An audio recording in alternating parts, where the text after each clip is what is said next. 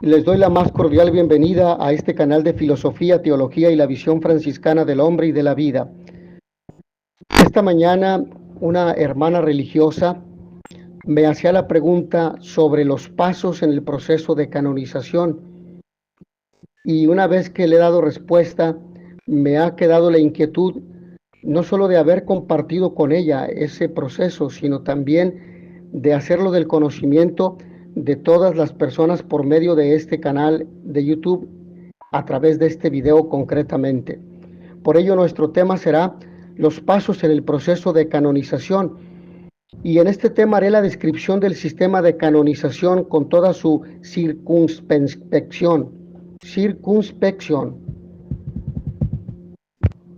Y por ello haré una descripción del sistema de canonización tal como existía aún en fecha tan reciente como 1982. En la práctica, el proceso de canonización involucra una gran variedad de procedimientos, destrezas y participantes, promoción por parte de quienes consideran santo al candidato, tribunales de investigación de parte del obispo o de los obispos locales, procedimientos administrativos por parte de los funcionarios de la congregación, estudios y análisis por asesores expertos, disputas entre el promotor de la fe, lo que se conoce como el abogado del diablo, y el abogado de la causa, consultas con los cardenales de la congregación, pero en todo momento únicamente las decisiones del Papa tienen fuerza de obligación. Él solo posee el poder de declarar a un candidato merecedor de beatificación o canonización. Bajo el antiguo sistema jurídico, una causa de éxito pasaba por las siguientes fases típicas. Primera, fase prejurídica.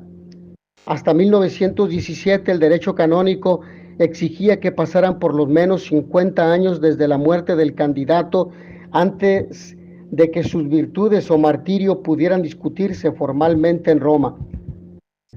Se trataba así de asegurar que la reputación de santidad de que gozaba un candidato era duradera y no meramente una fase de celebridad pasajera, como si fuera una moda o una especie de simpatía por aquella persona. Incluso ahora, suprimida la regla de los 50 años, se exhorta a los obispos a distinguir con sumo cuidado entre una auténtica reputación de santidad manifiesta en oraciones y otros actos devotos ofrecidos al difunto, y una reputación estimulada por los medios de comunicación y la opinión pública. Durante esa fase se permiten, sin embargo, una serie de actividades extraoficiales. Primero, un individuo o un grupo reconocido por la Iglesia puede anticiparse al proceso con la organización de una campaña de apoyo al candidato potencial. En la práctica, esos impulsores de una causa suelen ser miembros de alguna orden religiosa, dado que solo ellos tienen los recursos y los conocimientos necesarios para llevar el proceso hasta el final. Normalmente se forma una hermandad, se conocen colectas de dinero, se solicitan informaciones sobre favores divinos, se publica un boletín, se imprimen tarjetas de oraciones y con no poca frecuencia se publica una biografía piadosa. Esa es, en efecto, una fase de promoción encaminada a alentar la devoción privada y a convencer al obispo o al juez eclesiástico responsable de la diócesis en donde murió el candidato, de la existencia de una genuina y persistente reputación de santidad. Por último, los iniciadores se convierten en el solicitante del proceso cuando piden formalmente al obispo la apertura de un proceso oficial. Segundo aspecto, fase informativa. Si el obispo local decide que el candidato posee los méritos suficientes, inicia el proceso ordinario. El propósito de ese proceso es suministrar a la congregación los materiales suficientes para que sus funcionarios puedan determinar si el candidato merece un proceso formal. A tal fin, el obispo convoca un tribunal o corte de investigación. Los jueces citan a testigos que declaren tanto a favor como en contra del candidato, que de ahí en adelante es llamado el siervo de Dios. En caso de ser necesario, las sesiones se celebran en cualquier sitio en donde haya vivido el siervo de Dios. El fin de ese procedimiento de investigación es doble. Primero, establecer si el candidato goza de una sólida reputación de santidad y segundo, reunir los testimonios preliminares aptos para comprobar si tal reputación se halla corroborada por los hechos. El testimonio original es transcrito por acta notarial, sellada y conservada en el archivo de la diócesis. Unas copias selladas. Hasta 1982 se necesitaba todavía un permiso especial de la congregación para presentar copias mecanografiadas en lugar de copias escritas a mano. Se remiten a Roma por un mensajero especial del Vaticano. El obispo local debe confirmar que el siervo de Dios no es objeto de culto público. Esto es, hay que comprobar que el candidato no se ha convertido con el paso del tiempo en objeto de veneración pública. Esa exigencia formal, pero necesaria, se remonta a las reformas del Papa Urbano VIII, que prohibió, como hemos visto, el culto de los santos no oficialmente canonizados por el Papa. Tercera, juicio de ortodoxia. Es un proceso concomitante. El obispo nombra a unos funcionarios encargados de recoger los escritos publicados del candidato. Al final se reúnen también cartas y otros escritos inéditos. Los documentos se envían a Roma, donde en el pasado eran examinados por censores teológicos que rastreaban eventualmente enseñanzas u opiniones heterodoxas. Hoy los censores no intervienen ya, pero los exámenes continúan realizándose. Obviamente, cuando más haya escrito el candidato, cuanto más osado haya sido su intelecto en materia de fe, con tanto más rigor serán escudriñadas sus obras. Como regla general, los disidentes de la enseñanza oficial de la Iglesia son rechazados sin más rodeos. Aunque la congregación no cuenta con ninguna estadística sobre los motivos de rechazos de las causas, los que trabajan allí confirman que el hecho de no haber superado ese examen de pureza doctrinaria es la razón más frecuente por la que ciertas causas han sido canceladas o suspendidas indefinidamente. Los promotores de una causa bloqueada tienen, sin embargo, una oportunidad de refutar los cargos de heterodoxia imputados a su candidato, en caso de que haya algún malentendido. Desde 1940, los candidatos deben superar otro examen adicional, a título de revisión preventiva. Todos los siervos de Dios deben recibir de Roma el nihil obstant, es decir, que nada obsta, que no hay ninguna situación que imposibilite continuar con el proceso. La declaración de que no hay nada reprochable, eso quiere decir literalmente en la traducción, acerca de ellos en las actas del Vaticano.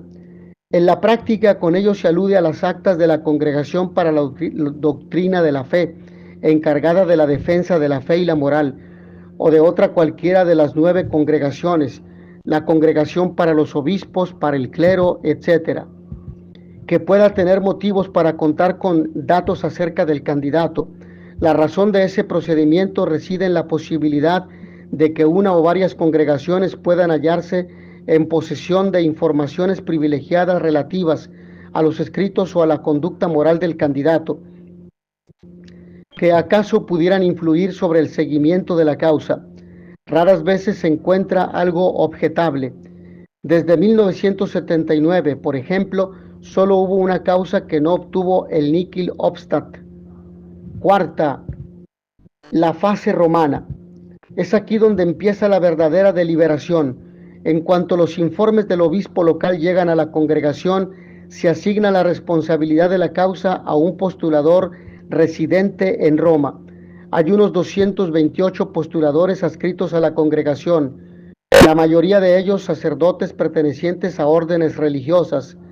La tarea del postulador consiste en representar a los solicitantes de la causa.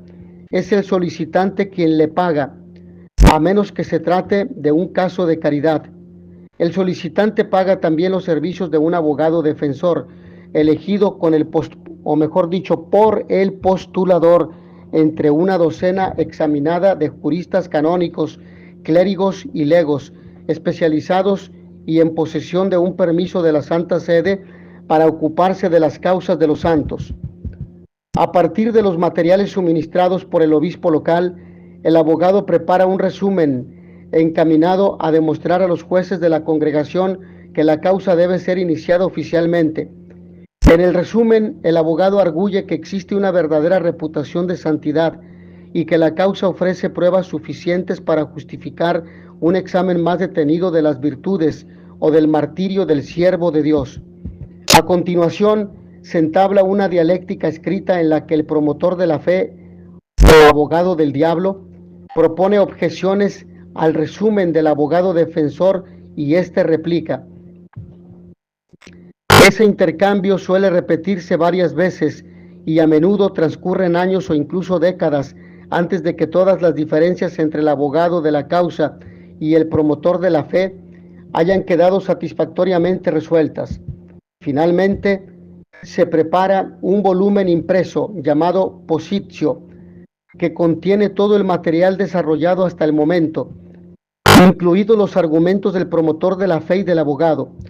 La Positio la estudian los cardenales y los prelados oficiales, el prefecto, el secretario, el subsecretario y, si es necesario, el jefe de la sección histórica de la congregación, que pronuncian su sentencia en una reunión formal celebrada en el Palacio Apostólico. Como en el veredicto de un jurado de instrucción, un juicio positivo implica que hay buenas razones para iniciar el procesus. Una vez aceptado el veredicto por la congregación, se le notifica al Papa, quien emite un decreto de introducción, salvo que tenga a su vez razones para denegarlo. La manera en que lo hace es significativa. Se supone que, si la causa ha resistido al examen hasta ese punto, cuenta con buenas posibilidades de éxito, pero aún así muchas fracasan. En consecuencia, para subrayar el hecho de que en esa fase la causa ha recibido únicamente la aprobación administrativa del Papa, este no afirma el decreto con su nombre pontificio, no firma. Este no firma el decreto con su nombre pontificio, por ejemplo, Papa Juan Pablo II, sino que emplea solamente su nombre de pila. Placet Carolos, Carol acepta, quiere decir, en el caso del Papa Juan Pablo II, por ejemplo. En el caso del Papa Francisco, Placet Franciscus, Francisco acepta. Una vez se ha instruido la causa, pasa a la jurisdicción de la Santa Sede. Se le llama entonces un proceso apostólico. El promotor de la fe o sus asistentes elaboran otra serie de preguntas destinadas a obtener informaciones específicas sobre las virtudes o el martirio del siervo de Dios.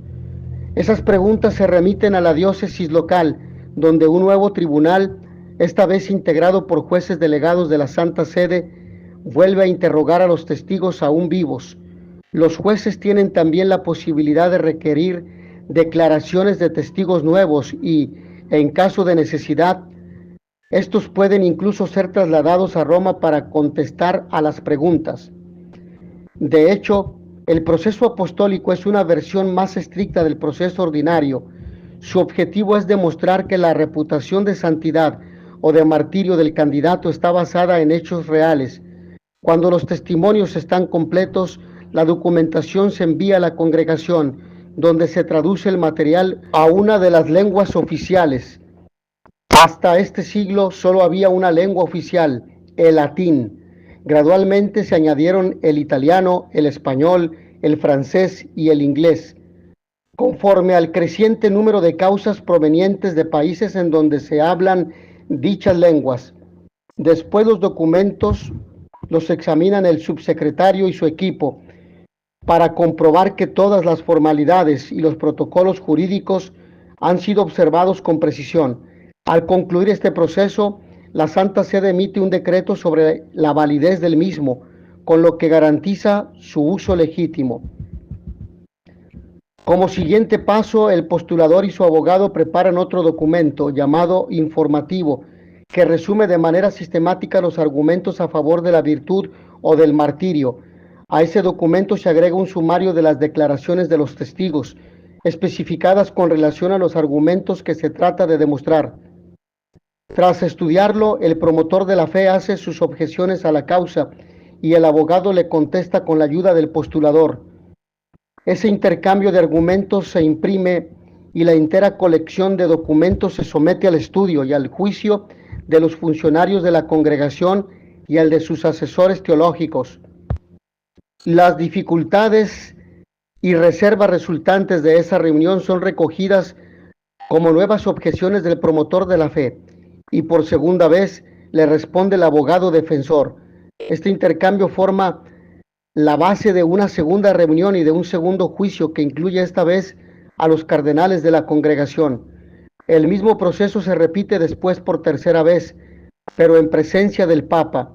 Si se dictamina que el siervo de Dios practicó las virtudes cristianas en grado heroico o que murió como mártir, se le otorga entonces el título de venerable, que es la segunda etapa.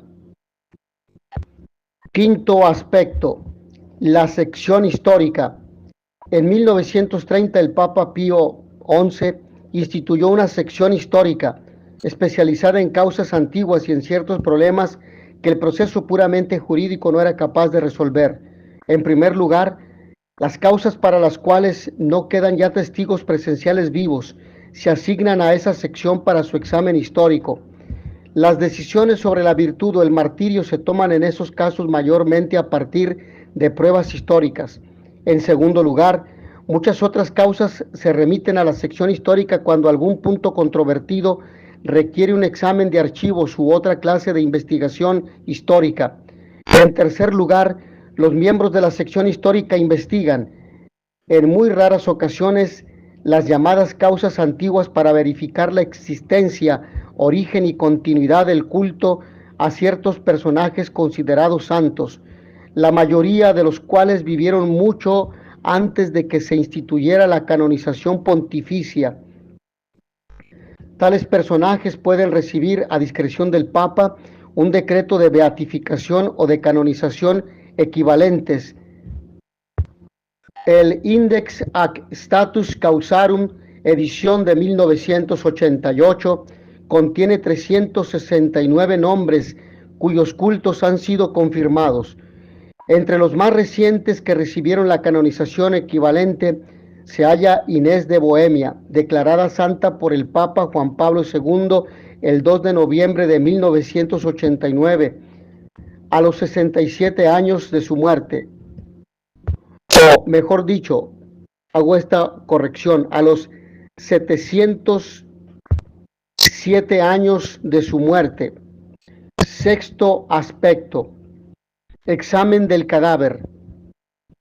A veces se exhuma previamente a la beatificación el cadáver del candidato para su identificación por el obispo local. Si se descubre que el cadáver no es el del siervo de Dios, la causa continúa, pero deben cesar las oraciones y otras muestras privadas de devoción ante la tumba. El examen se realiza únicamente para fines de identificación, aunque si resulta que el cuerpo no se ha corrompido, tal descubrimiento puede aumentar el interés y el apoyo que recibe la causa. Cuando se enterró, por ejemplo, en 1860, al obispo John Newman, el cadáver no fue embalsamado. Un mes después se abrió subrepticiamente la tumba y se halló el cuerpo aún intacto, y la noticia se difundió por toda Filadelfia. Su sepulcro se convirtió en una especie de santuario. Las oraciones dirigidas a él se multiplicaron y de esa manera se divulgó la reputación de su santidad. A diferencia de algunas otras iglesias cristianas, ante todo la rusa ortodoxa, la Iglesia Católica Romana no considera un cuerpo incorrupto como señal inequívoca de santidad. Sin embargo, durante siglos se ha venido creyendo que los cadáveres de los santos despiden un aroma dulce, el llamado olor de santidad, y la incorrupción se toma por indicio de favor divino. Esa tradición continúa influyendo en los creyentes, aunque no en los funcionarios de la congregación. Séptimo aspecto: procesos de milagros. Todo el trabajo realizado hasta este punto es, a los ojos de la Iglesia, el producto de la investigación y del juicio humanos, rigurosos pero no obstante falibles.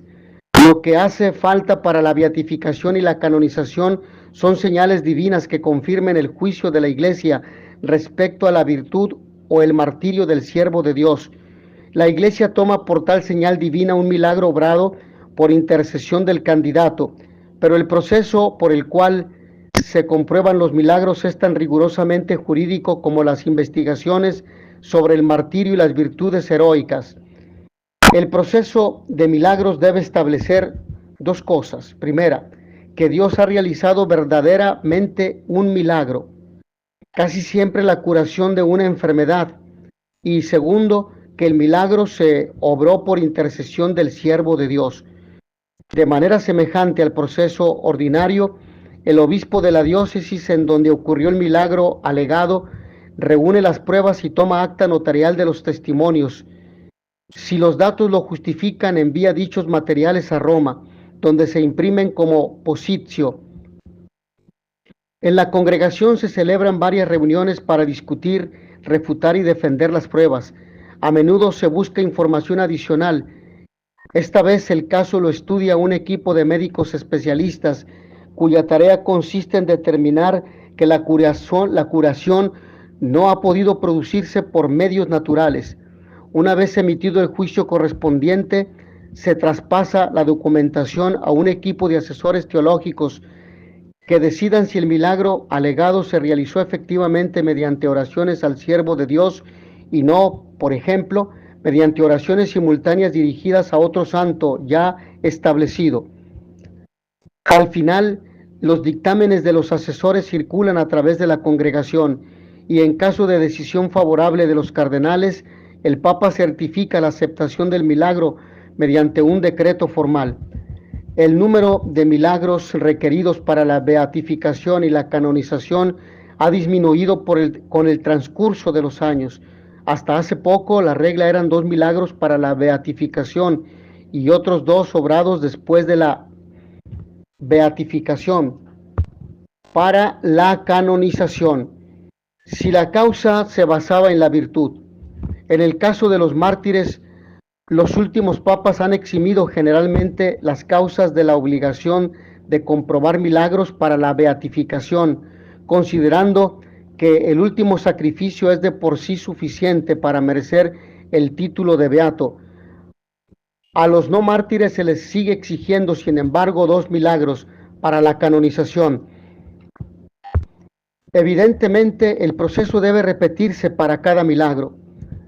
Llegamos así a el octavo punto: beatificación. Previamente a la beatificación se celebra una reunión general de los cardenales de la congregación con el Papa, a fin de decidir si es posible iniciar sin riesgo la beatificación del siervo de Dios. La reunión guarda una forma altamente ceremoniosa, pero su objetivo es real. En los casos de personajes controvertidos, tales como ciertos papas o mártires que murieron a manos de gobiernos, aún siguen en el poder, el Papa puede efectivamente decidir que, pese a los méritos del siervo de Dios, la beatificación es por el momento inoportuna. Si el dictamen es positivo, el Papa emite un decreto a tal efecto y se fija un día para la ceremonia. Durante la ceremonia de beatificación se promulga un auto apostólico, en el cual el Papa declara que el siervo de Dios debe ser venerado como uno de los beatos de la Iglesia.